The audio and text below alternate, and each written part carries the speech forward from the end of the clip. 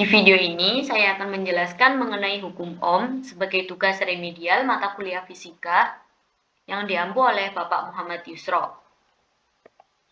Perkenalkan, nama saya Nashwa Livia Hanum dengan NIM 221110833. Saya dari kelas S1 Teknik Biomedis angkatan 2022.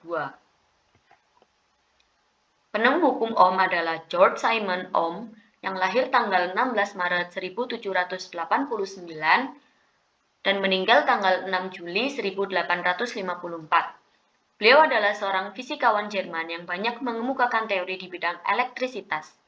Karyanya yang paling terkenal adalah teori mengenai hubungan antara aliran listrik, tegangan, dan tahanan konduktor di dalam sirkuit, yang umum disebut sebagai hukum Ohm. Pada dasarnya, di dalam rangkaian tertutup akan terjadi suatu aliran listrik, di mana arus listrik tersebut mengalir karena adanya perbedaan potensial antara dua titik di sebuah pengantar, misalnya saja pada lampu senter, televisi, radio, dan lainnya. Peralatan tersebut bisa menyala atau berfungsi jika ada aliran listrik yang bersumber dari tegangan yang dihubungkan dengan peralatan itu sendiri, sehingga akan menghasilkan beda potensial. Hukum Ohm merupakan salah satu ilmu dasar dari elektronika. Ilmu yang satu ini sangat berguna untuk membantu kita dalam menghitung arus, tegangan, atau resistansi dari suatu rangkaian listrik, di mana hukum Ohm menyatakan hubungan antara matematis dan arus, tegangan, dan juga resistansi jaringan. Hukum Ohm pada dasarnya adalah hukum yang menjelaskan mengenai kaitan tegangan atau beda potensial, arus listrik, serta hambatan di dalam rangkaian listrik. Bunyi hukum Ohm adalah besar arus listrik yang mengalir melalui sebuah penghantar akan berbanding lurus dengan beda potensial atau tegangan yang diterapkan kepadanya dan berbanding terbalik dengan hambatannya.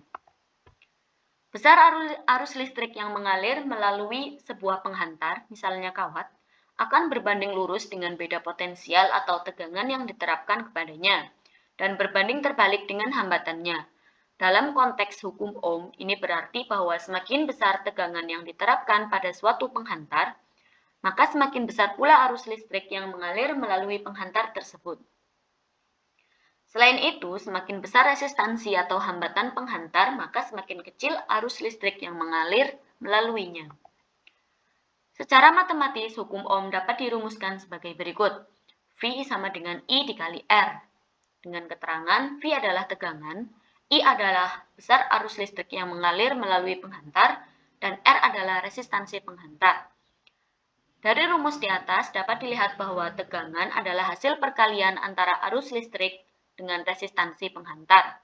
Dengan kata lain, jika tegangan atau resistansi suatu rangkaian meningkat, maka arus listrik yang mengalir melalui rangkaian juga akan meningkat.